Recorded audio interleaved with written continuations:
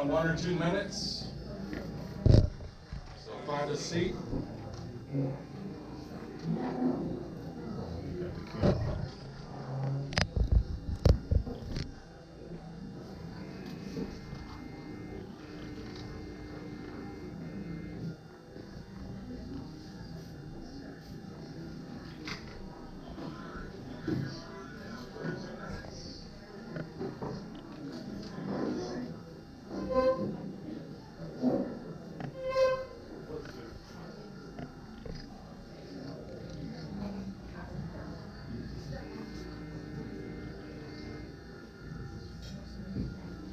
Okay, welcome to the jungle.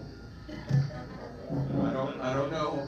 I assume that we didn't have anything to do with the decorations, but I'm very pleased. The church did a great job.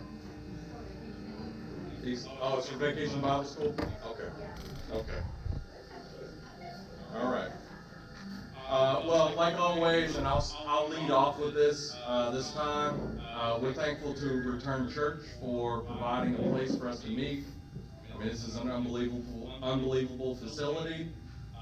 We do have a free will offering. If anybody has just some money, it covers SIP expenses. Nobody at SIP is paid for anything. So this is an all-volunteer organization, and we do try to give a little bit of offering for the church for allowing them to use our facility. So there'll be a basket in the back. If you could just drop in whatever, $5, $10, that would be greatly appreciated. Let me start off with a prayer. Does anybody want to lead the prayer? It's just like Wednesday Bible study. Nobody. Okay. I guess I can.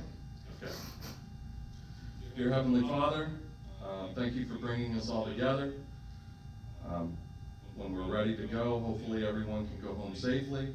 Please give us the wisdom to discern truth tonight, to provide everyone with a clear path forward for SIP, to gain enlightenment from our speakers, and to give us guidance on the future of Southern Indiana and Louisville Metro and Kentucky and Indiana, our country and our world. All right, we ask these things in your name. Amen. And if you could stand, I don't know if we have let's imagine this is a flag. All right. I pledge allegiance to the flag of the United States of America and to the republic for which it stands, one nation, under God, indivisible, with liberty and justice for all. Born and freeborn. Thank you.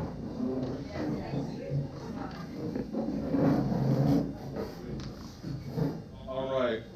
I wanted to have an intro. As most of you saw, if you saw the flyers, today's general topic is going to be on alternative education of our youth. We have 2 keynote speakers, both of which are excellent. One is going to be from Americans for Prosperity, and one is with an organization called Home for His Glory on both sides of the river. And so I think this is going to be a great meeting. Let me just say that.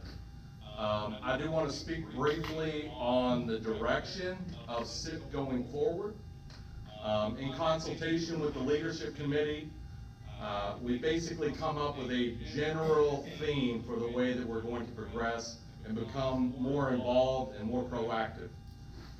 So I know over the summer it's going to be hard to get everybody in here. Everybody's got vacations. We understand all that. But as we move into the fall, we kind of want to get people organized so they can be more engaged in an area of central interest to them. And so the general approach that we're going to take is to try to organize people into 3 main committees on 3 topics that I think are of interest to many people here. The first of those, and this is the theme of today's talk, is going to be education. Alternatives to public schools, homeschooling, Christian education, charter schools, Indiana's voucher program, which is awesome. What we need to model in Kentucky, although we've got some legislative barriers. And so how do we bring up our youth to have an appreciation for America and get them basically instilled with a love of country, a love of God. That's going to be one of our committees. So let's just call that the Parenting and Schooling Committee. A second committee will be politics related. That will be when we're near campaign season, driving out the vote, recruiting candidates that represent our values. We want to start a legislative committee where we're actually evaluating legislation, informing the rest of our group what's coming through, teach people how to lobby their legislators and actually get those legislators to fear you so that we can get some great bills to go through. I know in Kentucky, I worked with the Oldham County GOP. We actually infiltrated the GOP establishment. I got in mind 10 people that were willing to volunteer to read through bills, evaluate them, and then basically distribute our summary of, is this a patriotic bill or is it not? So I would love to duplicate something like this. Get people from each of the counties to infiltrate their local GOPs, recruit extra people to read through bills and really get a picture of why is it that the legislation that we want seems to so rarely get through. We are going to have some speakers next month, which are blockbuster speakers. At least now, don't yell at me if we can't really get them here. But we have heard from Kurt Nicely, John Jacob, and Mary Nicely that they will come down and speak. And there are 3 candidates for Senate, Kentucky Senate, that basically the establishment Republican Party redistricted out of their ability to compete that were patriots and liberty candidates. So the general theme will be what's wrong with the establishment Republican Party and how can we fix it. So that, to me, that's going to be a blockbuster event next month. So if you've got any friends, we'll start promoting that one early. And so that will be tied to that Legislative and Politics Committee. And then a third committee, which we have speakers lined up for 2 months from now in August, is going to be related to patriotic education for adults. And there are 2 things. We do have a sign-up sheet in the back if you want to sign up for a Constitution class. I think it's actually going to be called Biblical Citizenship. What is the religious background of the Founding Fathers? What vision did they have for America with experts? It's terrific. I've actually seen it, and I've been taught by the person that I think I'm going to be able to recruit to teach that class. So if you're at all interested in that, definitely sign up. But the other plank of that will be starting to learn a little bit about self-sufficiency, homesteading, some of those skills that have been lost over the last however many decades that, we don't need people to go off and be a prepper. These are skills that can help you in your everyday life, and it can actually help us build community rather than just try to take ourselves away from community. So those are the 3 general areas. If you could think a little bit about which of those you might be most interested in. We do have early sign-up sheets if you just want to write down your name, your contact information, and we'll start over the next couple months trying to organize people around those general themes. And so I would imagine that after we get those rolling, each of our events might have a briefing from each one of those committees on activities that they're organizing. If they need people that are a part of other committees to come help out with a project or an event, we can have that. So that's the general vision, I think, for SIP going forward. All right, with no further ado, let me get Sonia Russell to come up here. If you don't know Sonia, she's been spearheading the initial stages of SIP's homeschooling, alternative education, school choice, whatever we want to call that.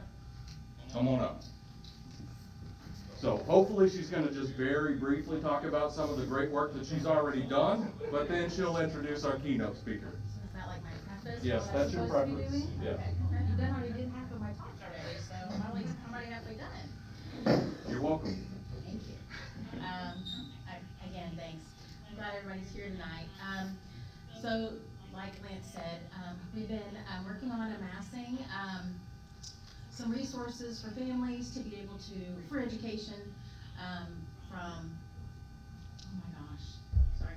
So anyway, amassing information that could be accessed on our website about school choice and also for alternatives to just public school as well as homeschooling information. Of course, we have a speaker tonight that's going to talk to that, so that's going to be very interesting. Also this evening, well, recently we've been started working with an organization called Americans for Prosperity, and just mostly to better educate ourselves on what the choice program is. Tonight, Seth is going to talk to us about that program. They've been working on information for choice for several years now, so they have a plethora of information to share with us. Here at SIP, there's a little note on your table. Here at SIP, we really seek to educate, mobilize, and connect people. And so tonight we're going to be educated on the choice program. We'll be able to leave here and be mobilized to be able to connect others with that same information.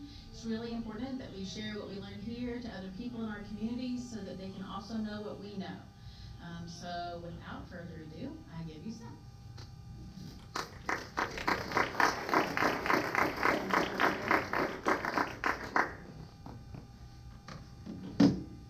Well, hello everyone. My name is Seth. I'm a grassroots associate with Americans for Prosperity. And AFP's broader vision is to break down barriers that inhibit people from pursuing the American dream. So in other words, we go out into the real world and we use the grassroots communities that are built within our society to seek to break down barriers that the government places in front of us so that each one of us has the liberty to realize and effectuate our potential into greater value for society. And one of the avenues that we do that through is through the issue of education, specifically school choice. So I want to start off with a question for you all. And it's a question that is a legitimate one that I want you all to consider and bring up as many answers as you want to me. And that question is this: what do you believe is the biggest issue within our public school system right now? Indoctrination, that's one answer. What would be another answer to that question? Basic reading, writing, and arithmetic. All right. Any others? Behavioral issues. Behavioral issues. Can you think of any more? Emotional learning. Emotional learning. Too quick a dependence on medical, I was going to say chemical solutions to problems that are handled by simpler methods in a bygone era. Yeah, I think all of those are good answers, and I think all of those are legitimate answers to the problem of public education. But I want to present to you all a different proposition. And I want you to hear me out, because by the end of this speech, or whatever you'd like to call it, I want to persuade you of this main idea, or this main contention. The biggest issue with our public education system is not any of the issues that you guys mentioned, even though those are legitimate issues. It's actually an issue with the system itself. More specifically, how that system is structured to function. The issue with the public education system is it is a top-down, one-size-fits-all approach that forces every single child into one method of education in a linear process that not everyone learns to. And all of the issues that you mentioned are extensions of the system itself. The issue is not with these band-aids or these other issues that we're talking about. The issue is entirely with, I believe, the system. So what I want to talk to you all about today is 3 different issues. First, I want to talk about the problem with our current educational system and how we've designed our educational institutions to be one-size-fits-all. Secondarily, I want to talk about the solution to this problem. And more specifically, I want to discuss how we can utilize school choice to allow people with the options that they need to succeed. And then finally, I want to talk about the actions that each one of us can practically take in order to effectuate that broader vision. And in short, there's one big idea that I'm seeking to communicate to you all, and it's what I hope that you guys take away if you hear nothing else from what I say, which is this. I believe that every student deserves access to an education that allows them to realize their unique talents and turn those talents into valued processes for our society. But first, we need to recognize at least the problem with the current system, especially in public education. And it's the very thing that I mentioned earlier, that we have a one-size-fits-all, top-down approach to education. Now, I believe that successful education is found when individuals are treated like individuals, because everyone has a different style of learning, in my opinion. Now, I was homeschooled, so I have a great appreciation for the importance of learning that is individualized to the specific student, and anyone else who is homeschooled or had a different form of education can attest to that. But with our public education system, they don't have the resources or ability to do that. Because I believe we suffer from what I like to call the educational industrial complex.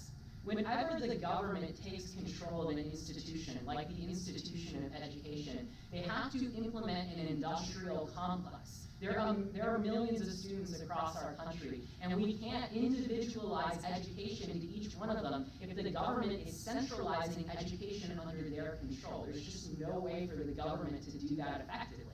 They have to implement an industrialized approach in which everyone can be placed on some sort of conveyor belt, and where they can learn these basic processes and come out a better person in the end.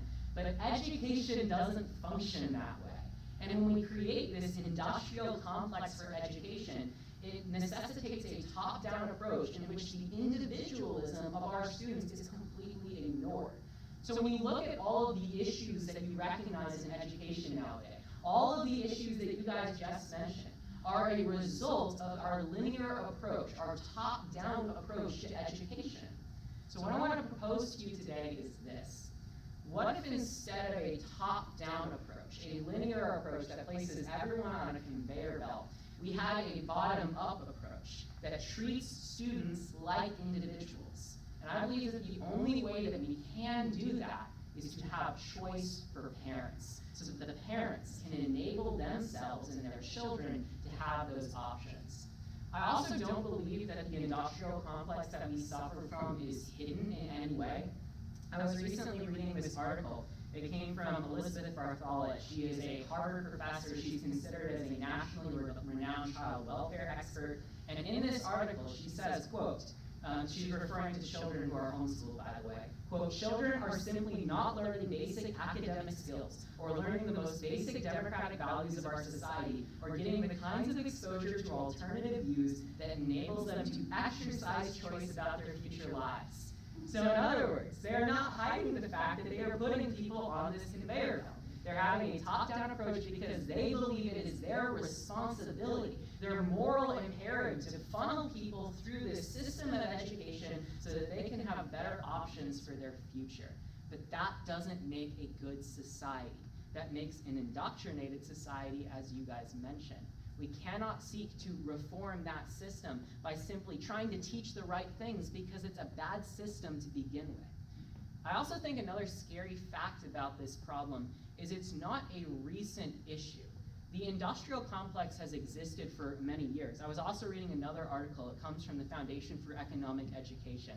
And in this article, they say, quote, many American critics believe that the major problem with education today is the lack of focus on results. In other words, students aren't expected to meet high standards. And the scary part about that article is it was published in 1993. So we have been suffering from this issue for a multitude of years because the system of education is at the root of our problem today. We can look at all of these symptoms in our society of the issues with education, but until we recognize the root problem, we aren't going to solve any of it. The root problems, I will say time and time again, is our top-down approach to education. We need to treat students like individuals. Which leads us to the second point that I want to talk about today, which is actually the solution to education in our society, which I believe the only true solution to education is enabling parents to have choice. School choice is something that we as conservatives talk about a lot, but it's not really dove in deeply into as a policy, really. We talk about letting parents have options for their children, but what practically does that mean? Well, in the state of Indiana, we have vouchers, which basically means two things. Well, one, parents can choose for one which school they want their children to go to. That means public education. So if I live in Harrison County, I could go to Floyd Central, for example. But also, I can access vouchers that would enable me to attend private school and have about 90% of that tuition covered. And that's a great thing. I love Indiana vouchers, and I think they're great for our parents. It gives people choice. But I don't think that's really school choice. I think that's another Band-Aid over the broader issue of education in the first place.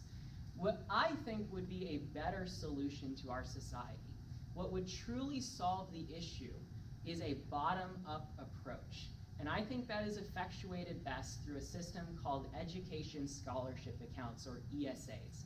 Now, for those of you who haven't heard of ESAs, they're essentially a scholarship account that are granted to students so that parents can utilize that account to purchase maybe curriculum so that the child can be homeschooled.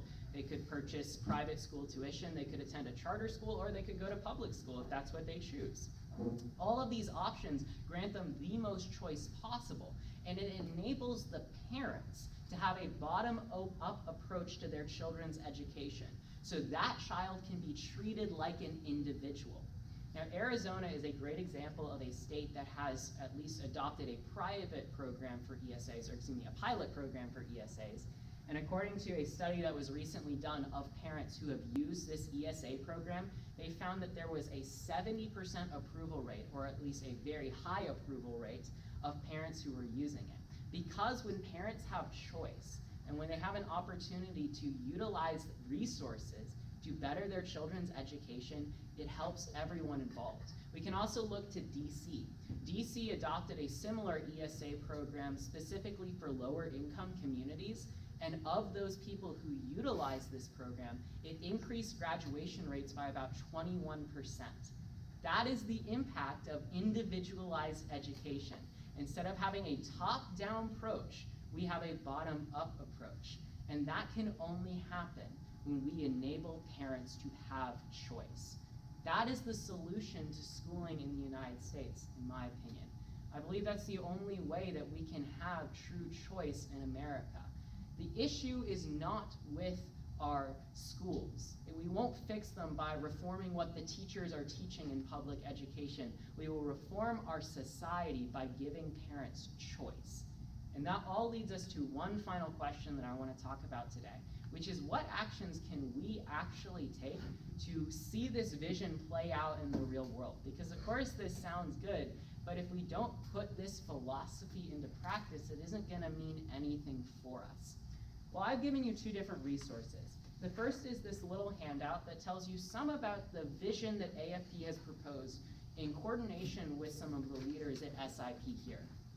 What this essentially is an outline, just kind of a not hard and set, not concrete, but a broader outline or a broader vision for how you guys can utilize your passion for choice to effectuate some of the policy that we want to see in the state of Indiana. Throughout all of these, what we'll come to see is that through grassroots activism and through mobilizing grassroots communities like yourselves, we can enable and effectuate the policy that we want to see for our future generations. I mean, the title of our program today is School Choice, a Future for the Next Generation, and this is how we achieve that. So I briefly just want to go through these points and essentially explain what this means for us in combination with SIP. Our first goal is to set goals for parents to get signed up for vouchers. Again, I love the Indiana voucher system, and I want parents to utilize that voucher system because it is a choice that they can utilize at their exposure. You'll also see at your table, we have these little handouts that say, Hoosier Children Succeed. On the back of these handouts, it has a website called myschooloptions.org. If anyone goes to that website, they can put in their information, they can put in their income, and they can see what schooling options they have at their exposure. They can see what private schools they can attend, they can see what vouchers that they can get, all by attending that website on the back. We have thousands of these handouts. So what I encourage you guys to do today is take at least 3 handouts and hand each one of them out to a friend that has children that could receive vouchers. That alone is going to make a difference in Indiana, and that is going to make a difference for the next generation. That's the first goal that I want to set for you all, is to actually start to talk about school choice options with your friends that are in need of these options in the first place. We need this to happen in Indiana, but we don't want to stop at vouchers. That's the last thing that we want to have to do. We don't want to just hand these flyers out, get people signed up for vouchers, and then not expand school choice whatever or whatsoever in Indiana. We also want to expand the policies that we have in the United States, and specifically in the state of Indiana.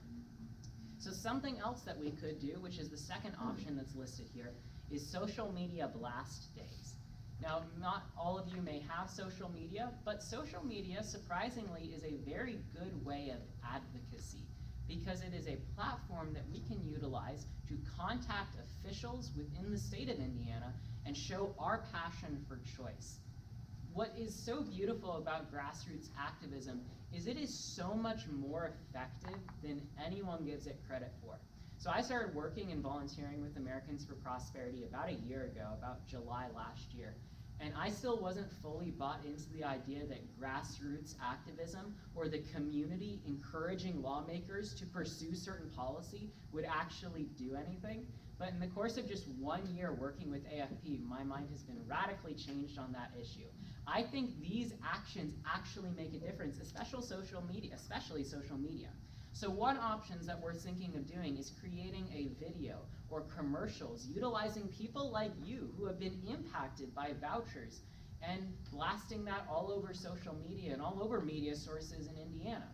We have the resources to do that, and that's something that we're seeking to do, to utilize your passion for a productive purpose.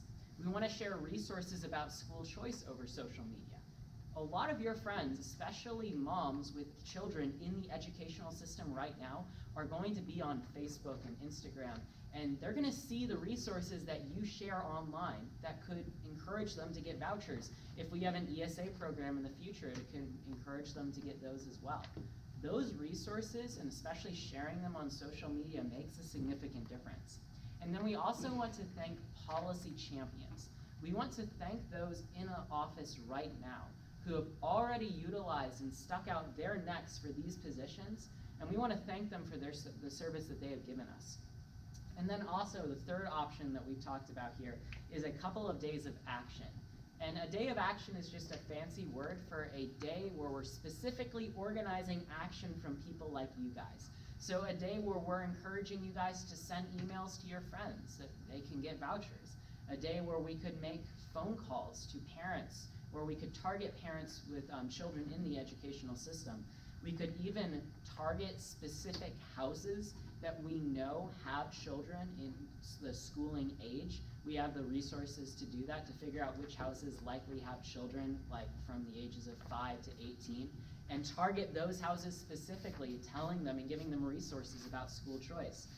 And then we could have a day of action at the Capitol. So I know in January, the Indiana State House has a school choice week, I believe. So something that we could do using AFP resources is get a bus and bring some of y'all up to the Capitol and go to some policymakers' offices, maybe not their offices, but go to the Capitol instead and talk about school choice and encourage policymakers to make good choices regarding it. And then we also, we just really want to be active and make sure that we're planning specific days where we can utilize your passion so that we can pursue productive policy. And then fourth, we want to host town hall events with experts. So Americans for Prosperity has experts on education, but we could also have some of you guys speak if you're passionate about these issues. These town halls would specifically be addressing and being promoted to parents with schooling age children. So we're not just hosting these events for your guys' pleasure, we're bringing in families that need these resources right now. Then we could also start engaging the local community with events. In the 4 close counties in southern Indiana, that being Clark County, Floyd County, Harrison County, and Scott County, there is a lot of communities built within those counties. And we're not just talking about SIP, we're talking about neighborhoods that are tightly knit. We're talking about churches. We're talking about these communities that need these resources more than any of us. We want to engage with those communities. We want to bring them to us so that we can give them the resources that we need. You guys have that ability. This is not just something that AFP is seeking to do. We want to enable you guys to reach out to these broader communities.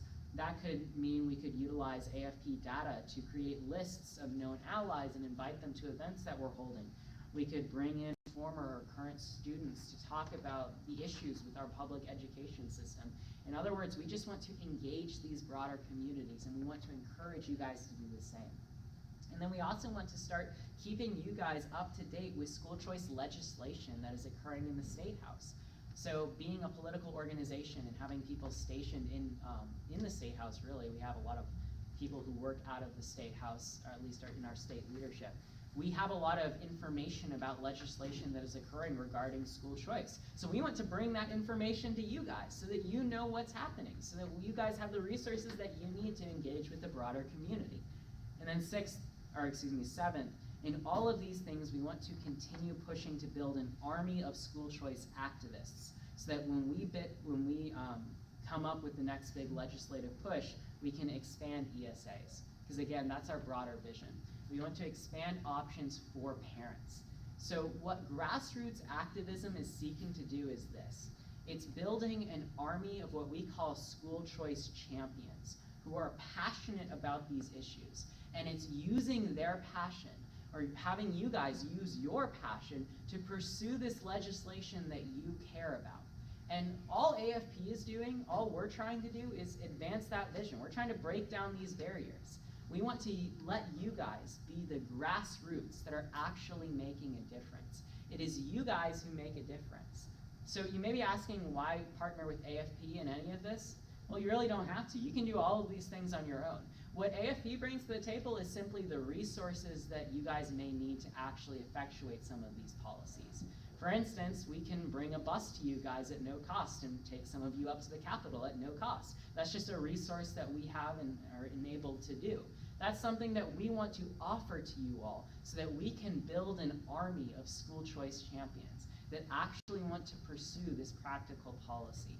Because again, I believe that every student needs to have the access to education that allows them to realize and effectuate their full potential so that they can be valuable citizens in our society. The issue with our educational system is not indoctrination, it's not CRT, it's not any of these things. It's the system itself. Because when we have a top-down system, all of those things are going to occur and there's nothing we can do to stop it. We can ban CRT, we can stop the indoctrination, but until we fix the root issue, which is the system, and enable parents to have choice, then we're going to be facing these issues for years to come. It's just going to be under a different name. So what I want to encourage you all to do today is this, to be mindful about building a grassroots community in southern Indiana and Indiana abroad so that we can pursue this legislation. So with that being said, we have a lot of these resources available to you. We have this handout with you because I want this to be an ongoing conversation moving forward. This isn't just one speech and then we're going to go and leave and never be in touch with you guys again. We're going to keep this conversation going. We're going to keep reaching out to you guys about events that we're hosting because we want a better future for the next generation. We have thousands of these handouts. Take some. We have some in the back. Me, Zarek, Kevin, we all work with Americans for Prosperity. We'll be back there handing these out to you guys. And I just want to encourage you all to be mindful about the next steps as we move forward, because I truly believe that this vision will make Indiana the best state, if it's not already the best state in the United States.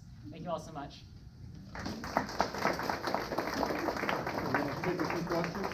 Absolutely. I'm open to any questions that you may have about this. Again, this handout is not hard and fast. It's not concrete. We're adding to it. We're taking away from it. So if there are any questions that you guys have regarding it, or maybe some other actions that we can take, I'm free to answer them.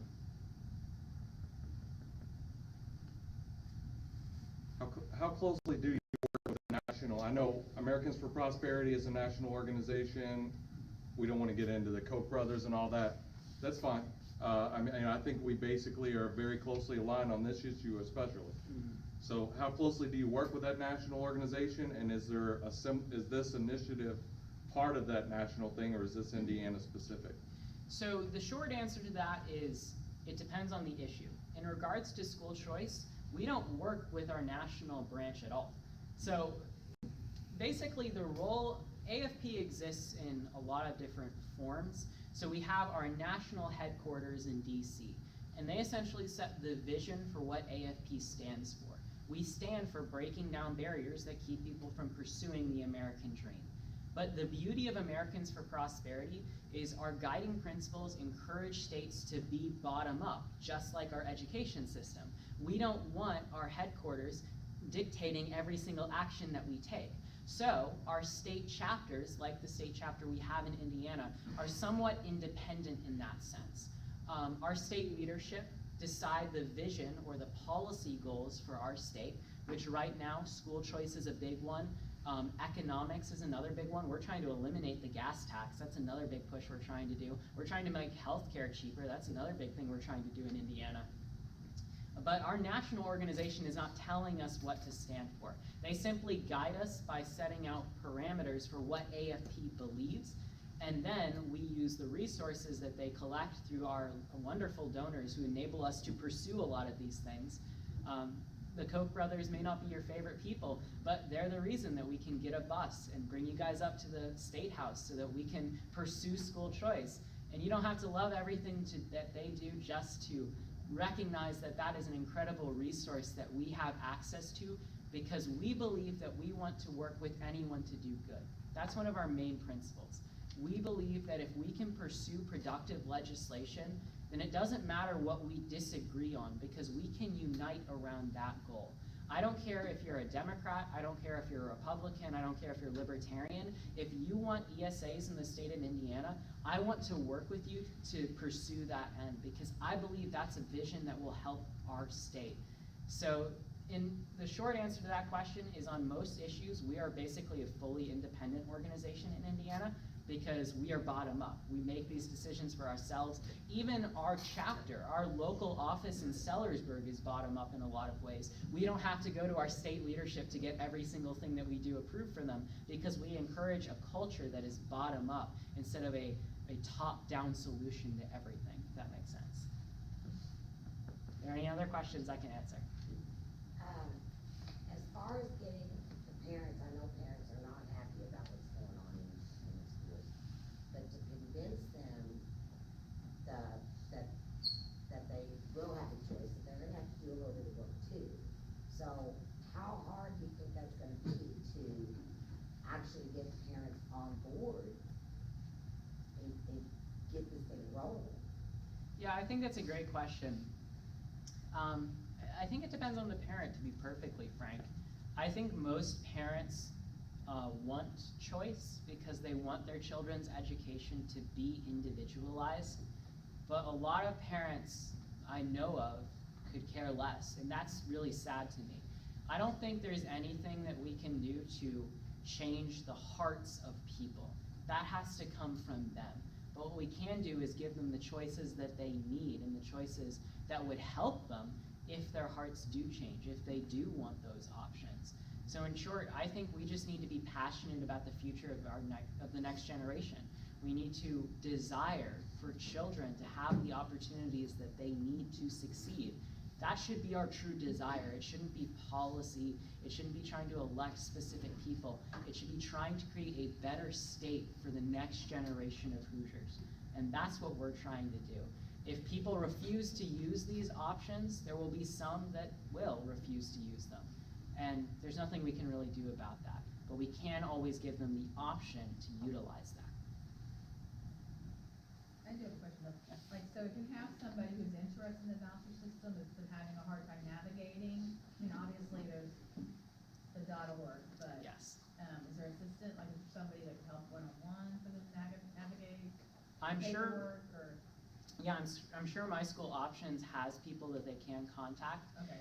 I would actually suggest that they contact the school that they're seeking to get vouchers for. Okay. Because to actually receive vouchers, you're applying through the school, so you're gonna have to contact them either way. So I'd go straight to the school about vouchers. They're gonna be the best help for you.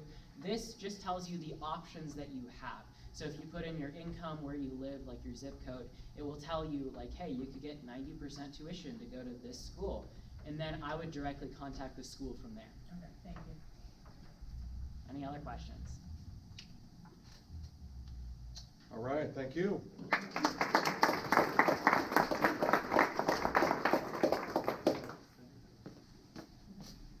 And if I I can ask the question everyone has. Seth, how old are you? I'm 18. Okay. Hey, to me, that gives me hope.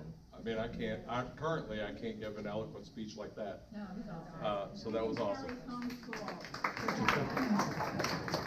Yeah. So as Heather's getting her stuff set up, let me introduce Heather Walton. I'll only touch on a couple things because she, like me, is all over the place. I see her everywhere. Anything related to homeschool, alternative education, she's there. She's speaking. She's working her butt off, if we want to put it that way. And so I know her through an organization called Home for His Glory. I'll let her introduce all that information. But Heather is the person that has the most practical experience homeschooling in a variety of contexts of anyone that I know, and it's an honor for her to be here. While she's getting set up, let me just tell you a couple things about Jefferson County. First off, information just came out that the average student in Jefferson County is not only less than proficient in reading, only 33% of children are proficient in math in Jefferson County. This is Louisville, by the way. And they spend $17.3 thousand per student per year in Jefferson County. Just for contrast, Christian Academy, there was just an article out where the average tuition at Christian Academy, which is a far superior education by almost any metric, is only $11,000. So Jefferson County has, and this is an actual stat, they're going to next year have the highest paid average teacher salary in the state of Kentucky, and they have half of the lowest performing schools in the state. So if you've learned nothing in business, when you're doing really poorly, make sure that you give those people more money and more money and more money, and everything will turn out fine. So Jefferson County is a mess. I will say on the political front, I have been working with an organization that has recruited a slate of candidates, that it's a nonpartisan race, and we're hoping that will help us in Jefferson County. If you run as a Republican, it's very hard to run countywide. We're hoping that maybe we can sneak some improvement onto that school board. In Oldham County, we have 3 people that are primarying, that are going to take on the 3 people that are up for that school board. So on a political level, which is kind of where my passion is, we have been working behind the scenes and we do have a chance. So there is hope, at least on that political front. And there's hope because we have people like Heather Walton. So Seth is 18, Heather is 27. I'll hand it over to her.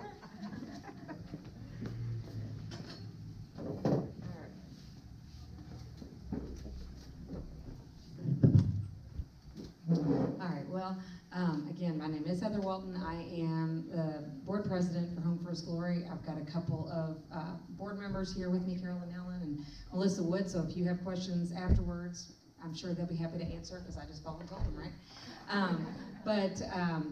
We are a homeschooling support organization for Kentuckiana, basically.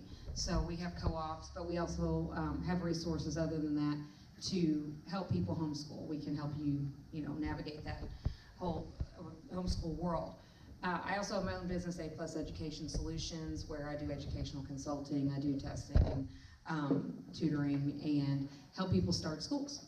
So, my background a little bit is I have homeschooled for probably collectively 15 years. I've done a lot of tutoring. I was a public school teacher. I taught in private school, and I started my own private school. And so I've had a lot of different experiences. All right, so this is I got this idea from a meme somebody sent, but at any rate, this is what, why is this cutting out? Not sure. I'm probably holding it wrong. I don't know. Okay, let's try that. This might be what you thought The Resistance would look like. This was one of my favorite movies from the 80s. This is what The Resistance actually looks like. This is, if you can't see it real well, this is a family, the whole family, dad, mom, everybody sitting around and reading the Bible. And so I think that is something that we have to have a mindset shift on. And so, let me ask you a couple of questions. Let's take some guesses here. Who said these quotes? Now, this is all the same person said these quotes. So, he alone who owns the youth gains the future. When an opponent declares, I will not come over to your side, I calmly say, your child belongs to us already. What are you? You will pass on. Your descendants, however, now stand in the new camp. In a short time, they will know nothing else but this new community. And the youth of today is ever the people of tomorrow. For this reason, we have set before ourselves the task of inoculating our youth with the spirit of this community, of the people at a very early age, in an age when human beings are still unperverted. Any guesses who said that? Yep. All right. Here's another one. All right. Take away the heritage of a people, and they are easily destroyed. And the education of all children, from the moment that they can get along without a mother's care, shall be in state institutions. All right. Yes. Okay. Maybe I can stump you on this one. I'm gonna turn a little bit this way so I can see better on that. All right. Okay. Who said this? All right. There is no God and no soul, hence there are no needs for the props of traditional religion. With dogma and creed excluded, then immutable truth is also dead and buried. There is no room for fixed natural law or permanent moral absolutes. And we of course say that we do not believe in God and eternal mortality. That is moral that serves the destruction of the old society. Everything is moral, which is necessary for the annihilation of the old exploiting social order and for uniting the proletariat. Any guesses? If you know it, I'll be really impressed. Lenin? That was a good guess. No, not Lenin.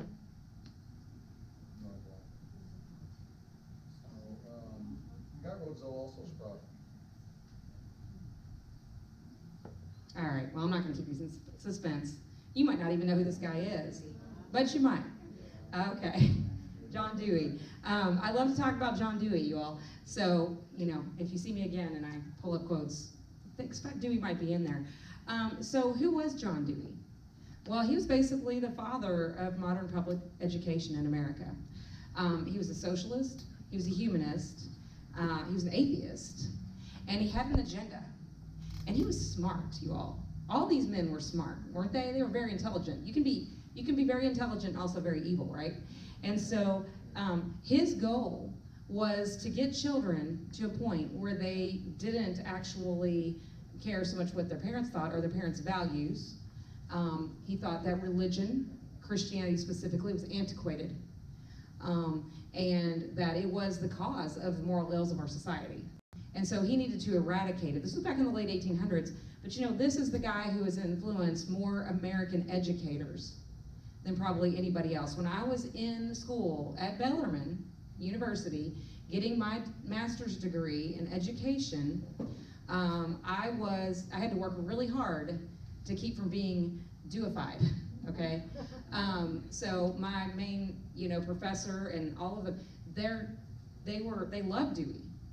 And, I remember writing a paper and you had to decide what your position was, what kind of position you believed as far as teaching would go, and, use philosophers to back that up. And my teacher was really shocked that I didn't go with Dewey. But anyway, I could defend my position, so I still got a good grade, but she totally didn't agree with me. But he believed that in order to preserve democracy, we needed to put kids in microcosms of real life, which would be a bunch of kids their own age, and give them a teacher who was just supposed to not really tell them what to think, although that kind of happens now, but to facilitate learning. Because, if you put a bunch of kids in the same schoolroom together and you give them, all the right materials, they're naturally going to learn what they need to learn, right? No. Okay, so humanist philosophy, okay, that's what our education system is founded on, and even our teachers who teach in Christian schools tend to get this philosophy in their education schools, right? Unless they're going to a really biblical worldview kind of college. But humanist philosophy, basically this is it. Faith in God is misguided. We don't need to look forward to eternity. We need to make it all here. We need to make it all happen here. This is all there is, and we need to put our hope and effort into science, okay? Follow the science, right? Create better reality in the present world. This is the materialism. This is all there is. And then we need to set people free from the concepts of ought and should, because that's so oppressive, right? But they sought to change the culture through education because that's the best way to change the culture, right? All right, so I'm going to focus a lot on philosophy, and I'm going to try to talk a little bit about methodology because philosophy is the parent of methodology. When I started homeschooling and when I started the schools that I started, remember, even though I tried to resist really hard, I still had this Deweyan mentality. Wasn't until I started reading some stuff about educational philosophy that I realized in order to uproot these things, these weeds that were growing in my educational practice, I had to have a different philosophy, and I had to understand philosophy. So I'll try not to be boring, but I do want to talk a little about that because it's huge, really, because people go, how can I homeschool, or how can I start a Christian school, how can I do these things, and they want methods. Well, you can't have the right methods without the right philosophy. So whose responsibility is it to educate the next generation? Everyone. Okay, parents and everyone. All right, let's read this. So Deuteronomy 6:4-9 says, "Hear, O Israel, the Lord our God, the Lord is one. You shall love the Lord your God with all your heart and with all your soul and with all your might. And these words that I command you today shall be on your heart. You shall teach them diligently to your children, and shall talk of them when you sit in your house, and when you walk by the way, and when you lie down, and when you rise. You shall bind them as a sign on your hand, and they shall be as frontlets between your eyes. You shall write them on the doorposts of your house and on your gates." All right, so I agree with both of your answers, because here's the thing. It is, ultimately, it's the parents, but it's also the church community's responsibility. All of Israel, this was their goal, to continue to bring up their children in the faith. And so everything in their culture was geared toward that. Now, in our American history, Noah Webster, who wrote the first American dictionary, he was a Christian, and he put a lot of scripture references and such in his dictionary. So he said, education is the bringing up as of a child, instruction, formation of manners. Education comprehends all that series of instruction and discipline which is intended to enlighten the understanding, correct the temper, and form the manners and habits of youth and fit them for usefulness in their future stations. To give children a good education in manners, arts, and science is important. To give them a religious education is indispensable, and an immense responsibility rests on parents and guardians who neglect these duties. So based on biblical, the biblical accounts, based on God's commands, and based on what I think is just good sense, my definition of the purpose of education is that within a biblical framework, education is above all for the purpose of equipping people to know and understand the Christian faith and empowering them to live it out, that the world may be transformed for the glory of God and the good of mankind. So when we read that passage in Deuteronomy 6, it said a lot of things, right? But it was pretty simple. We need to love God. We need to teach our children to obey God's commands and to love their fellow man and serve them, and to pass that on to the next generation. And it doesn't actually say anything about like math or literature or science or anything that specifically, right? But it's more about in your entire life. It's holistic. Okay, so how do we do this? Well, there are paths for Christian education. There's I would call it family home-based discipleship, because there's a difference between schooling, which is kind of what you discussed a lot of the problems with schooling, right? There's a difference between schooling and true education. And the difference is that, there's a chasm between those, right? You're talking about the difference between a one-size-fits-all assembly line model and an individualized model. That you're looking at the difference between head knowledge and heart knowledge. So you've got, family home-based discipleship, i.e. homeschooling, and you've got biblical worldview schools. I don't want to say Christian schools, because just because a school has the name Christian doesn't mean it has a biblical worldview or teaches that. And unapologetically, from my standpoint, we need to teach our children to have a biblical worldview. So what I believe biblical worldview education looks like is that parents are ultimately responsible for their children's education. And everybody needs to realize that. Teachers need to realize that. Administrators need to realize that. Pastors, parents, everybody needs to realize that. It prioritizes real life, not contrived situations. You know, as a public school educator, I know that there were a lot of contrived situations that we dealt with. We need to put them in situations that mirror life. It encompasses all of life, not just what we call academics, and it includes life skills. It's conversational and situational. Think about how Jesus taught. He taught his disciples by having a lot of talks with them and by showing them how to do things, showing them how to live. He walked it out in front of them, and they were with him all the time, pretty much, right? And so, and it's situational, so it's not just hypotheticals. You know, we're actually teaching things that are really going to matter in life and that they're really going to encounter.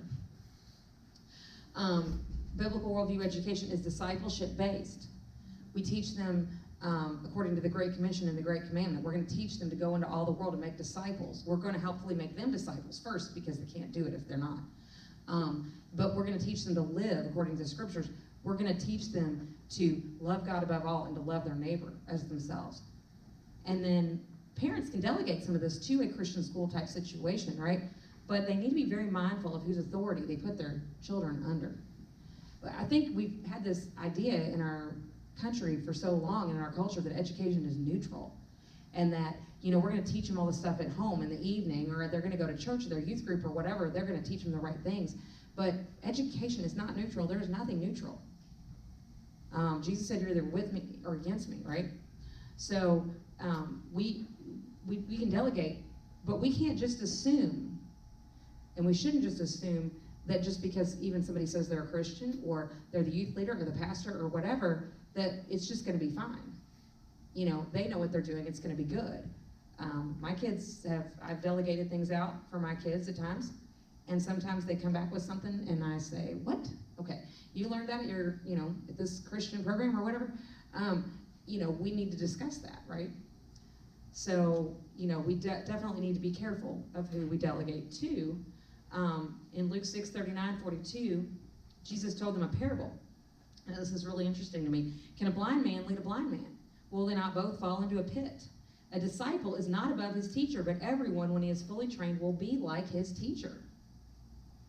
Why do you see the speck that is in your brother's eye, but not notice the log that's in your own eye? How can you say to your brother, brother, let me take the speck out of your eye, when you yourself do not see the log that is in your own eye? You hypocrite. First take the log out of your own eye, and then you'll see clearly to take the speck that's in your brother's eye.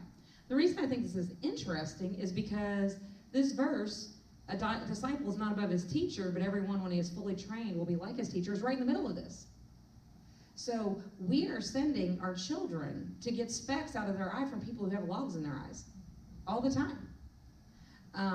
And, you know, they're good people, quote, good people, right? Nice teachers. Like my public school's fine because all the teachers are Christian and the principal's Christian.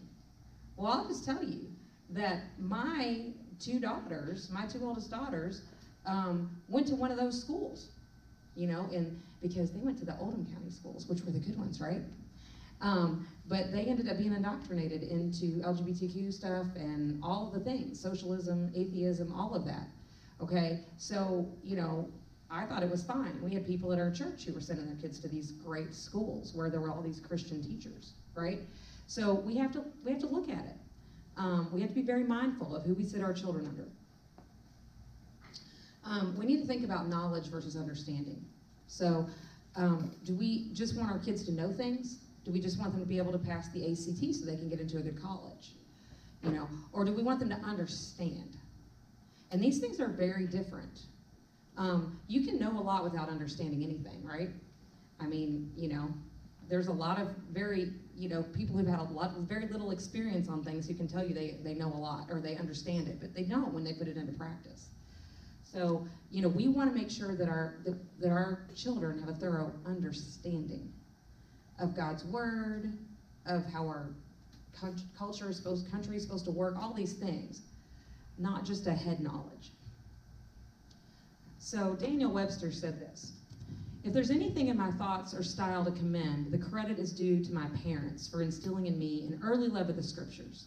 If we abide by the principles taught in the Bible, our country will go on prospering and to prosper. But if we and our posterity neglect its instructions and authority, No man can tell how sudden a catastrophe may overwhelm us and bury all our glory in profound obscurity. I think we're seeing the results of that. We're seeing the results of the opposite. You know, we have stopped, well, we took God out of our schools, right?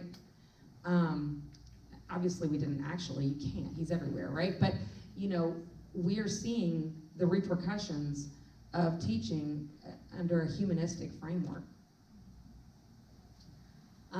So Samuel Adams said this: if virtue and knowledge are diffused among the people, they will never be enslaved.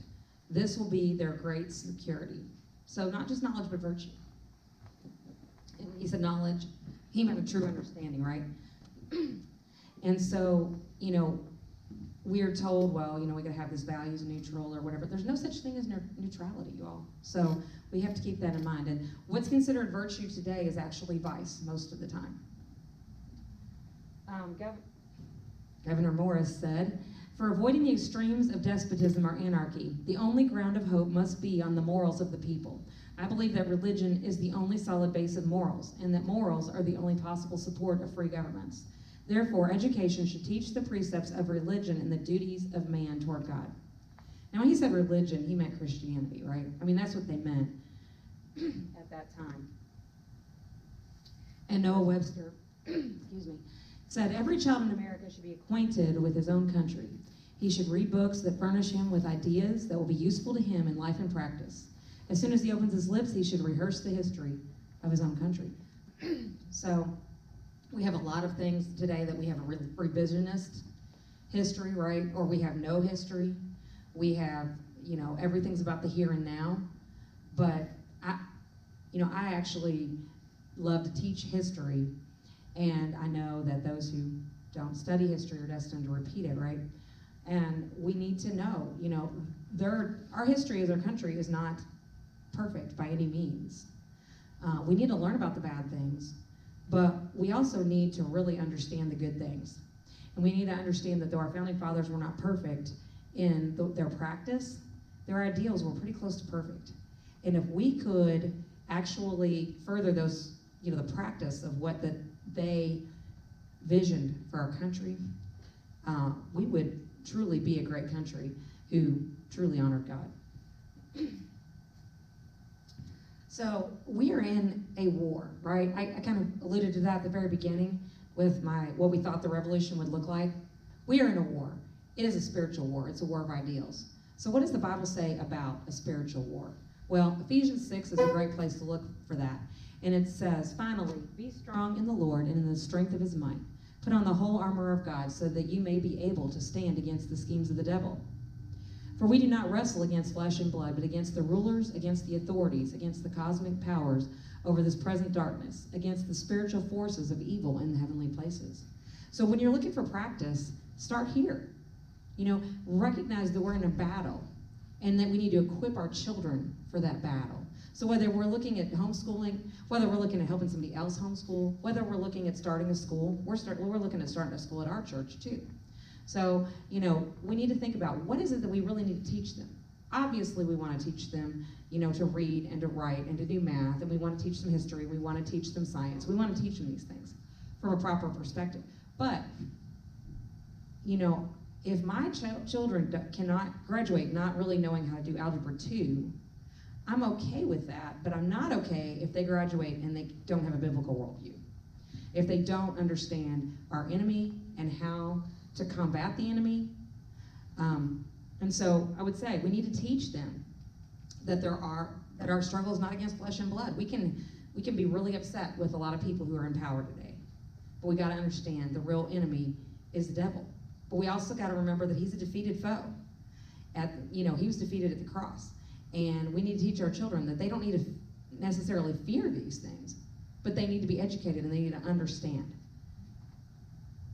All right, so therefore, take up the whole armor of God that you may be able to withstand in the evil day, having done all to stand firm. We need to teach our kids to stand firm no matter what's coming, because there's bad stuff coming, very likely. I mean, we know, but we know, we've read the book and we know who wins in the end. But we also know that there's going to be tribulation between now and then. And so we need to teach them You know, with my kids, I read them the scriptures, but I also read them biographies of people who are martyred. You know, and we talk about these things because I want them to be able to stand firm for their faith, no matter what. And I want them to be able to defend our country, the true country, the way it should be. You know, I want them to be able to do that. I want them to stand firm. I don't want them to cave. So stand, therefore, having fastened on the belt of truth. We need to teach them truth. We need to teach them to look for truth. We need to teach them to want the truth, to want to know the truth. Because Jesus said the truth will set you free. We need to teach them, okay, so it says, and having put on the breastplate of righteousness, we need to teach them to be righteous. We need to teach them that there's right and wrong. And that even though, you know, they may get ridiculed, they may have issues, we need to teach them to stand firm for that. And we need to teach them, obviously, the gospel so that they will have the righteousness of Christ. And as shoes for your feet, having put on the readiness given by the gospel of peace. We need to teach them to articulate the gospel. We need to teach them that that's the only thing that brings you true peace. And in all circumstances, take up the shield of faith, with which you can extinguish all the flaming darts of the evil one. Our kids today have so many flaming darts coming at them through social media, through being told maybe they don't even know what gender they are, through being told that it may be wrong because they were born a certain color, you know, or whatever. I mean, these are things that we need to be able to teach them to extinguish. And take the helmet of salvation and the sword of the Spirit, which is the word of God. We need to teach them the Bible and how to navigate it and what it means and that it's true. And we need to teach them to pray, praying at all times in the Spirit with all prayer and supplication. Now, are they going to do that if they don't see us reading our Bible, if they don't see us praying, if they don't see us serving, if they don't see us doing things, if they see us compromising on things? Okay, to that end, keep alert with all perseverance, making supplication for all the saints. We need to teach them to be alert. You know, there's an fear that and to cower, but to be willing to stand strong. We need to teach them to pray for all the saints. We need to teach them to pray for people. And also for me, that words may be given to me in opening my mouth boldly to proclaim the mystery of the gospel. We need to teach them to speak boldly, to speak well like you did. We need to teach them to proclaim the gospel and to stand no matter what happens for that, no matter what. And he says, for which I'm an ambassador in chains, that I may declare it boldly as I ought to speak. We need to teach them that if someday they have to go to jail for their beliefs, that they can still stand firm and that they can still be bold. What I find really interesting about this is the very beginning of Ephesians 6. You know, this is the full armor of God. It's very well known. This other passage is well known too. It's one of my favorites, actually, but they're connected. Children, obey your parents in the Lord, for this is right. Honor your father and mother. This is the first commandment with a promise, that it may go well with you and that you may live long in the land. Fathers, do not provoke your children to anger, but bring them up in the discipline and instruction of the Lord. So right before the whole armor of God, we've got this about children and obeying their parents. I don't think that's an accident. There's nothing in Scripture that's an accident. It's together. He's saying, you know, we need to raise our children to obey us. A lot of times our schools are not teaching that. You know, they're teaching that our ideas as parents, grandparents, are antiquated and foolish. And so, you know, we need to do this, and we need the fathers to be involved. So when we look at homeschooling or when we look at starting a Christian school, you know, we need the fathers to be involved. Now, no, not everybody. Some people are in a single parent home. They can't, I mean, you know, that is the way it is. But they still need godly men as role models, courageous men as role models. And so we need to teach them that, and we need to teach our fathers that it's good to be role models for their kids and to be involved with their kids and to be leading their families. So freedom has a cost. So Thomas Paine said, tyranny like hell is not easily conquered, yet we have this consolation with us, that the harder the conflict, the more glorious the triumph. What we have taken too cheaply, we esteem too lightly. 'Tis dearness only that gives everything its value.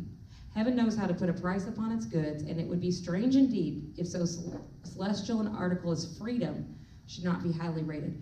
It is going to cost us something to maintain the freedom of our country, to be able to have the freedom to share the gospel freely, to worship freely. It's going to cost us something. It's going to cost us our time, talents, and treasure. And so we need to be willing as parents or grandparents to give up some things so that we can educate our children, so we can disciple our children. We're going to have to be willing to give up our time. We may have to give up a job and income to be able to stay home and do that, but it will be well worth it. And if we're doing what God wants us to do, He's going to take care of us. And I'm not saying prosperity, you know, He's going to give us that amazing car and that amazing house and all that stuff. I'm just saying He's going to give us what we need, not necessarily what we want or what we think we need. But He will take care of us, and He will honor the fact that we've honored Him and obeyed Him in carrying out His command to educate the next generation, to know Him, to follow His commands, and to serve their fellow man. And so, you know, if we really care, if we're really concerned about the future of our country, you may not have children anymore that are, or ever, you might not have children, but you may also have grown children. But you can still invest in Christian education, whether it's by, you know, if this church starts a school, you know, other churches start schools and that sort of thing. Volunteer your time to help out. That will help with their budget, and it will pass on things to children that they may not learn anywhere else. If you don't have children at home right now. And also, you know, grandparents are very important in a child's life. They can have an influence in their grandchildren's lives. So be active in that. But also, you know, if you have children that you're directly responsible for, you may, you know, you have such an opportunity to either home educate them, partner with other families to create an educational co-op or pod where you can work together to educate them, or invest in a Christian school where you can educate, you know, maybe your children and other people's children. And you don't have to be a certified teacher to do that. And then Daniel Webster said, if the truth be not diffused, error will be. Aren't we seeing that in our culture? So I would just encourage you, help be part of the solution. Help be part of diffusing the truth. Because Jesus truly did say, you shall know the truth, and the truth shall make you free. And He is the truth. He has said, I am the way, the truth, and the life. Whoever comes to me, you know, whoever comes to me, you know, will be saved. I mean, I didn't quote that properly, but you know what I mean. We got the gist. He's the truth. And she said, You know the thing. You know the thing. The thing he said. Okay, but truly, you know, we are at a pivotal point. I mean, actually, we were at a pivotal point many years ago, and a lot of us missed the boat on that. I did. But, you know, they say, when's the best time to plant a tree? 30 years ago, right? When's the second best time? Today. So, you know, we need to think about, what can we do today? I hope that we can save our culture and turn our culture around through education, through discipleship, through the things that we're doing today. But if we can't save our entire culture, we can help save a few. We can point them in the right direction. And so it may seem like a daunting task to do, you know, start a school or homeschool or whatever, but, you know, I would just encourage you, pray about it. And you don't have to be a professional educator. You know, you just have to be invested. And God will bless that. He'll bring you the right people. He will bring you the resources. It may not be, again, what you pictured. And even in running a Christian school, I would say, let's not make it the Greek model of education where you got this subject and this subject and this subject and this subject. You know, let's make it about life. The Hebrew model is more about a lifestyle of education and discipleship. So we can think about it as discipleship, teaching the next generation to love God, to love our country the way it is supposed to be, and to love their neighbor and to really be serving others. I think that God will honor that, and we'll see good results. So, any questions? Yeah, does anyone have any questions?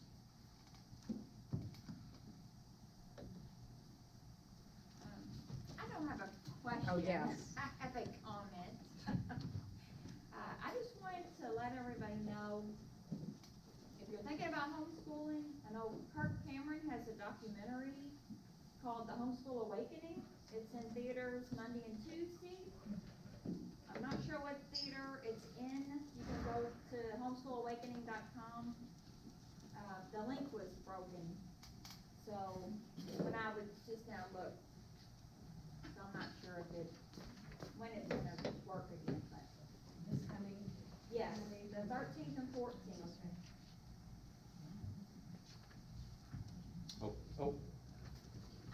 You know, you said we missed the boat because it's been going on forever and ever, but, don't you think it was because of COVID and the fact that everybody was at home and saw what was going on, that now everybody's eyes are open? Yeah. And so that was, you know, COVID was a horrible, horrible thing that was possibly showing us a bad path on them. Absolutely. I think we have an opportunity now. You know, even people who kind of knew what was up with everything, with public schools or with our culture, but this opened the eyes of so many more people. And so, you know, in Scripture, you know, we know what people can mean for evil, God will use for good. You know, He will bless those who follow Him too. So, you know, I think God's using this definitely to wake a lot of people up about things. I think, though, we have a lot of people who just feel like it's too hard or it's not convenient, or I can't do this. I can't homeschool. You can. It may not look like what you think it needs to look like, and probably it shouldn't look like what you envision if you know, because we got to remember, most of us were educated in the regular system, whether it was in a Christian school, parochial school, or a public school. We were educated in the normal Greek method of education, which is to compartmentalize everything and to put everybody with their age mates. And, you know, we're teaching kids, hopefully, to be adults, not kids. So, you know, we should probably be putting them under the influence of some people who are older and wiser than them, not just a bunch of people that are same age. But a lot of people think they can't do it, and so, you know, I think that for some, maybe having a Christian school that's faith-based and really has a biblical worldview is at least a starting point, because my goal really in having a Christian school would be eventually to get everybody to homeschool. But, you know, some people need that intermediate step, right? And so I would be excited if somebody says, well, we're not gonna have our kid at your school anymore, we're gonna homeschool. I'd be like, yes, that's great, right?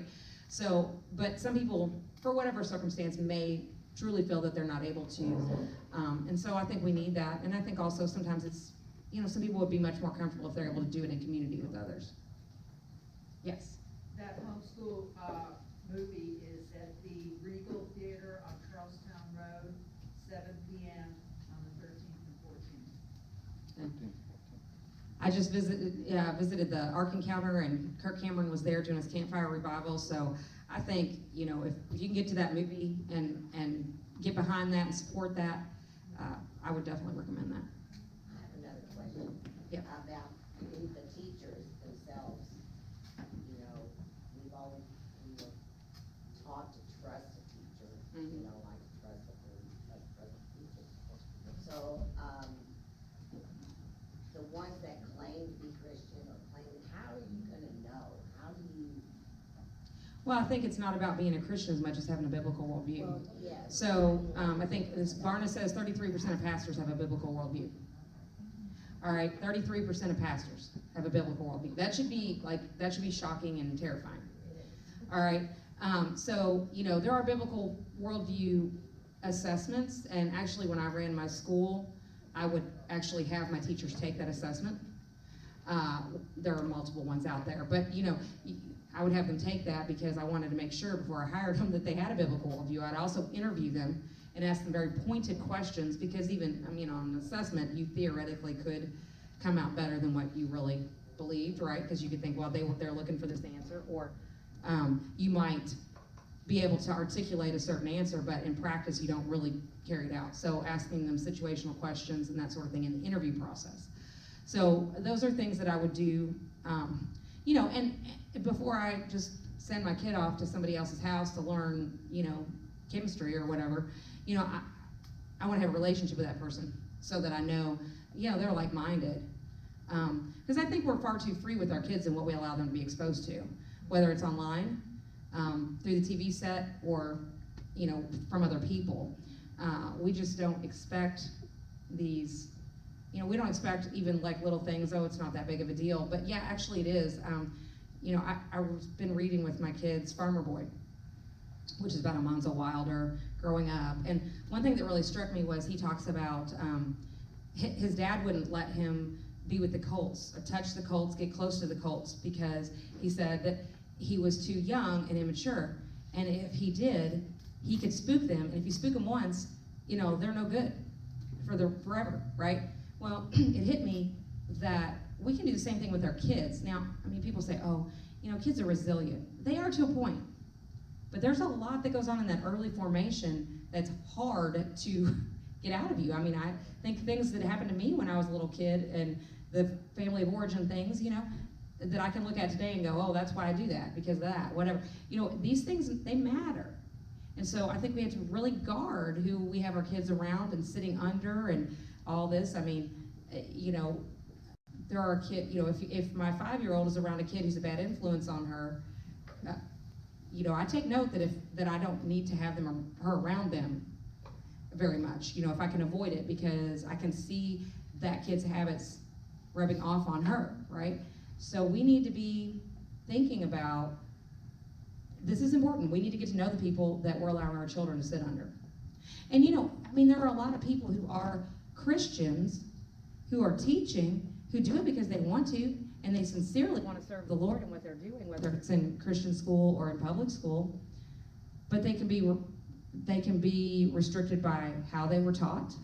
They can be restricted by the curriculum, even some Christian curriculums or curriculums that a lot of homeschoolers use that might be published by somebody who's not Christian or who appears that way. You know, that can lead somebody astray. So, you know, we need to do our research when we're teaching our kids, and we need to make sure that we're growing in a biblical worldview, no matter who we are and what we're doing, because we're influencing people, right? But we also need to really be mindful. Yep. So, and I guess I'll address the crowd. I've heard her speak before, and two of the biggest barriers that people have when they're considering, hey, I don't really like what's going on in the public schools, maybe I'd like to homeschool. Two of the big barriers are cost, and then a feeling of inexperience, or you're not an expert. Like, first, I'm paying all this tax money into the government, and so it's almost a waste. It's going to cost me too much money to try to buy curricula or find books and know what to teach the kids. And then, how am I going to teach for the 10 hours that my kid has been at school? I don't know what to tell my kid for 10 straight hours at a table. So can you speak to that? First of all, don't sit your kid at a table for 10 hours. What is going on with this microphone? Okay, you have to, I don't understand. All right. Right-handed microphone. Yeah, okay, there we go. All right, so first of all, life is discipleship. You know, you're not sitting your kid at a table with a pile of books. I mean, you have the freedom to do that, but I would discourage that. Curriculum, first of all, do you have one of these? All right, do you have a Bible? Okay, that would be my first step. Let's teach them first and foremost from the Bible. Now, are we going to teach them everything from the Bible? Probably not algebra, okay? There are some things we're not going to teach from the Bible. We need some other resources. There are a lot of free things online. There are a lot of, good organizations that give you free things online. But also, there's a library now. I make a caution about that, because if I take my kids to the library and just let them pick out whatever, no, that's not going to probably be very good, right? So it may be that I'm going to the library by myself, or it may be that I'm teaching them how to find good books. But there are so many resources. There are curriculum sales. We just had a curriculum sale last Friday where parents came and sold their used curriculum. And some just gave it away. I got probably $1,000 worth of free curriculum at the curriculum sale. The Lord really blessed me, which made me in turn go, I'm going to give away the rest of my stuff. So things like this happen. Okay, we're going to see if this can be a left-handed microphone. There we go. It cannot. No, it can. All right, good. But also think you're not just teaching them from books. I use real books as much as possible about a variety of subjects, but we do use some textbooks as well. There's so many things you can find used or free. But also, we have conversation. We are new homesteaders, so we are working on our, building our homestead, making, fencing in our chickens and planting our garden and stuff like that. So kids I think that's one of the best things we can teach our kids, to be self-sufficient. They're going to probably need it. So, and we're probably going to need it within the next couple years, right? So we are teaching them what really needs to be taught, right? So it's not all about academics. There's a lot of other things. They're serving in church. That's something that, is teaching them as well. It's teaching them to actually live out serving. So that was one thing. It was cost and just inexperience, not knowing what to teach them. Okay, so here's the deal. I'm going to tell you that sometimes the teaching certification is a hindrance to being a good teacher. All right, now, there are things that I know from being a certified teacher, and I will tell you, I just renewed my certification. I got the thing telling me yesterday that it was renewed. Why am I keeping my teaching certification? Well, if there's things where people come down hard with, you can't homeschool unless you're certified or you're monitored by a certified teacher, well, I'm going to be one who's going to jump in and say, I'll monitor people, and then I'm going to let them do what they need to do, right? Because it's their job to teach their children. But as far as, you don't have to have experience. You have to have a desire. You have to have a desire to serve the Lord. You have to have a desire to engage with your children. And, nobody loves your children or cares about your children more than you do, except God, right? So, or your grandchildren, whatever. You're invested in their lives. And even if you're doing a school, I don't know, I won't speak about the laws of Indiana, so that's my disclaimer. I know in Kentucky, though, if our private school, you don't have to be certified to teach in a private school. Homeschools in Kentucky are considered private schools. So, there are ways, I'm sure in Indiana, I don't know what the laws are, but I'm sure it's probably similar to where you don't have to be certified necessarily to teach in a school. And one thing that, what I've done with the school that I had in the past was everybody registered as a homeschooler, and we didn't do the full hours that are required by law at the school, so they were homeschooling and delegating to us. So, that's a way to kind of, if you have to have certification for a full private school, you can make it more of a cottage school program or something like that where, it's still, and I would actually recommend that you don't do all of it, that you do require the parents to be invested in it more than they would normally be in a private school. Okay.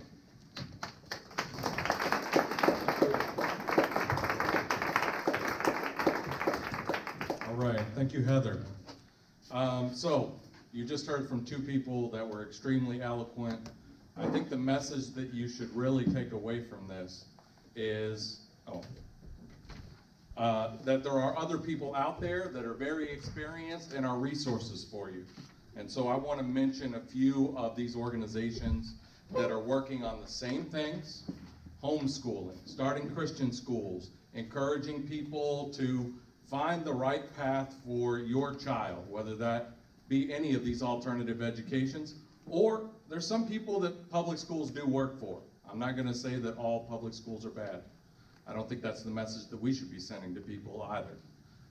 But public schools are not a good fit for a lot of kids, far more than are certainly pursuing those alternative paths. So a couple of organizations. I've tried to get a lot of these groups together to kind of work together on homeschooling, and now that the primary season's over, I'm going to get much more into that. So one of those groups is called the Escape Coalition. You can find their email address at, you can find their URL at escapecoalition.com. Escape stands for establishing, exactly, it's on the bottom of the page that just got handed out. That's establishing school choice and alternative education for parental empowerment. And so it's basically a collaboration amongst a lot of these alternative education organizations in the Louisville metro area, where we try to put all the resources in one area to help people out. And so a lot of that material has been the product of Sonia's work. So definitely check out that website. Obviously check out SIP's website. In the coming months, we will start putting more educational resources on SIP.RED, our website. Another organization that's involved in all kinds of these topics is AFA-KY, the American Family Association of Kentucky. I talk about them all the time because they're kind of involved in almost all these issues. They have been working, including with Heather, in trying to get a Christian school started on Taylorsville Road, as well as helping out with the Christian school that I'm going to talk about in just a second, called More Grace Christian Academy. No Left Turn in Education. This is a relatively new national organization. There is a Louisville branch that's headed by a woman named Beanie Gohagan. They basically are trying to confront Marxist infiltration of the curriculum, basically all over the United States, but focusing in on the Kentucky area and southern Indiana. So that's No Left Turn in Ed. Moms for Liberty is another relatively new national group that's been involved heavily in these sorts of topics. And then let me tell you a little bit more about More Grace Christian Academy. I actually invited Cecil Bly, who is a pastor. He runs a ministry, which I think is actually called More Grace Ministries. But I'll tell Cecil's story far less eloquently than he would. This is somebody that's, I think, is actually more busy than I am. So he is a lawyer, I think, practicing still. He's also a pastor. And a few years ago, some of the parishioners at his church came to him and said, if you don't do something as far as starting a Christian school or starting to educate our kids, we're going to have to go find a church that will, because we can't tolerate the public schools anymore. So he took that as a challenge, and he basically dove in, head first. And so I think most people have this handout. When I had him speak to the Escape Coalition group, he came up with what I thought was an extremely eloquent presentation where he basically gave the 13 lessons that he learned from starting a relatively successful new Christian church. And so I just want to read through those, and maybe at some point we'll have him come in here because he's an unbelievable speaker. So the first lesson that he had was know your calling. I'll just do this without the mic. You can put it on the stand. Okay, there you go. Well, that might actually work. Let's give it one more shot. Okay, the first lesson was know your calling. And that's what role, and we all have a role, are you meant to play in bringing up future generations for God? So I thought that in itself was the perfect break. If you think that you have no role in bringing up future generations to God as a Christian, you are sorely mistaken. And so not everyone has the same role. Not everybody can start their own Christian school. Not everybody is gifted as a great communicator. But there are things that you can do to help out in some capacity, and we'll go through a few of those as we go on. The second thing was don't focus on existing skill sets. And his lesson was many times throughout the Bible, God has chosen those that don't have many obvious skills in order to accomplish great feats. So you can even think of Jesus himself, a fairly humble carpenter. But the apostles, you had tax collectors among the lowest of people in Jewish community. You had fishermen. They basically created the world's most successful religion and, arguably the only true religion. But a baby that was put in a river and basically left for, presumably, God would take care of this baby, but no one would have believed that he would become the leader of the Jewish people. So I think a lot of people, when they're starting on a great mission, like starting a Christian school, they're like, oh, I don't have enough teachers, or I'm not experienced in teaching mathematics. His point was, God will provide a way. Don't just get stuck on, I have to have everything perfect. Okay, and that leads into his third point. Go forward without fear and avoid paralysis by analysis. You need to prepare, but there is no perfect time for any great mission. Trust that God will provide a way. All right.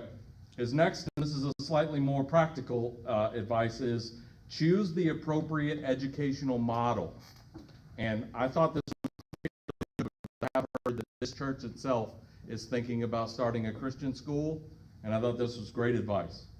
So in Cecil's situation, his church is in a poor African-American community in the southwest of Louisville. Basically, the families of this church don't have a lot of money, and they don't have a lot of professional teachers that were willing to volunteer their time. The curricula that he chose was the ACE curricula, which is largely you essentially can buy these curricula online. There's a test that the children take to see where they are in the various subjects, and then they work through a workbook as they progress, and even non-teachers can just be there as a resource. Whenever a child gets stuck, you can just advise them and move them through that workbook. So it's largely self-directed, and so he was able to start with essentially no professional teachers at the start of his school. Now he has had the blessing of having some great volunteers. That leads us to the next one. Oh, well, maybe not the next one, but we'll get there. Plan how to finance your school. Money does matter. There are lots of resources available. Seth actually talked about how Americans for Prosperity is a great resource. But there are lots of people out there that are willing to donate their time and their money to an effort like this because they recognize, like us, how important it is. So there are grants available. You can do fundraisers. You can get donations. And he actually advised that you charge tuition. In order for this school to be successful, he felt that parents needed to be invested in a real way. So even though his parishioners don't have a lot of money, he charges $100 a week in order to, hold a 5-day-a-week school. Now, it's amazing to me that he's able to pull that off with that little resources, but the fact that they have some skin in the game, some money that they actually have to commit to this project, means the parents are bought in. And if you don't have parents bought in, it's very hard to have a successful educational program. I think that's a lot of the problem in the public school system. Okay, pay who you can when you can. And that means take care of your people, but recognize that you still have to keep the lights on. So you don't want to feel like you're exploiting the people that are volunteering their time. If you can manage to pay some of those people, make sure you take care of them. But recognize that that may not be a reality, especially when you're just starting off and you only have a couple kids. The next advice relates directly to that. Utilize volunteers. More people want you to succeed than you expect, and they often bring valuable, unexpected skills. And so in Cecil's case, he actually has a woman that's running for state rep who is a teacher at a behavioral problem school in JCPS. She's volunteering her time as an assistant principal. He also had a retired woman that's an artist that comes in, and 1 day a week she comes and teaches an art class for the kids for free. And so retirees, there are lots of people out there that have skills that you would not believe that are willing to participate. They just don't know how to help. So be willing to ask. All right. Have staff meetings and allow everyone to contribute. Engagement leads to investment. So the people that are participating and helping in the project, the parents, even the kids, include them in meetings and make them feel like they have a voice in the direction of the school. If people feel engaged, parent communication, demand respect for the learning process, particularly of the kids. They have to take it seriously that you are volunteering, in many cases, your time, and you are doing this for very little pay. So be authentic with the kids, be compassionate, be complimentary, but be strict with the students. They have to take this seriously if they're going to get anything out of it. All right. The next to last piece of advice he had was get the pattern or the grounding for everything that you do through prayer. So make sure that God is a part of everything that you're doing. And then the last piece of advice that he had was prioritize both academic and moral/spiritual growth. There are more important things, as Heather alluded to, than making sure that you're an excellent Algebra 2 student. if they're not getting a moral and spiritual education, then you are wasting a lot of people's valuable time in this project. So take that with you. If you want to see some of those resources, you can go to escapecoalition.com. It's right there on the bottom. And then I want to leave you with, before you leave, make sure that you stop by these tables. The 3 committees that I envision SIP kind of evolving into, you can be one of the early people that basically expresses your interest in being involved with one of those committees. Remember, one of those was politics and legislation. One of those is childhood education, schooling, homeschooling, and adult education. And you can sign up for 2 if you're interested in a couple. It's just basically to try to get people, if you're interested in getting more involved in one of these directions, and maybe that's, I want to help out with starting this Return Church Christian school. Sign up for that parenting and schooling committee, and we can try to find a way for you to be involved in that. The other thing, I mean, obviously you can buy some of the merchandise that self-funds some of the SIP projects, but there's also a sign up for an adult constitutional education class that we will start. I'm guessing it's going to be sometime around August, because I know a lot of people are very busy over the summer. But we haven't, oh, yeah, and Sonia was pointing out, don't forget to drop a little bit of money for Return Church for hosting us. If you have anything, make sure you fill that bucket. But that educational class, if you want to sign up for that, I have someone committed to it who is an excellent teacher who has taught a curriculum called Biblical Citizenship. It's talking about the foundations of our country and the Christian background of a lot of those founders and how it influenced their thinking on the way that, that America was formed. Okay, that's all I have. Did anyone have any comments? Any other events you want to bring up? And if not, I want to thank everybody for coming out. I know there's a lot of distractions here in the summer. A lot of kids are out. And even though we have some great children here, which I appreciate. So thank you. And that's all I've got. Oh, yeah. Yeah. It was just recorded, and will it be available on the SIP, from the SIP website? It's on YouTube. YouTube? If you search for Southern Indiana Patriots. Okay. But we'll try to get a link on the SIP web. So SIP.RED, we'll try to put a link to the YouTube channel on there. All right. Thank you, and thank you to Seth and Heather. Let me give them a round of applause again.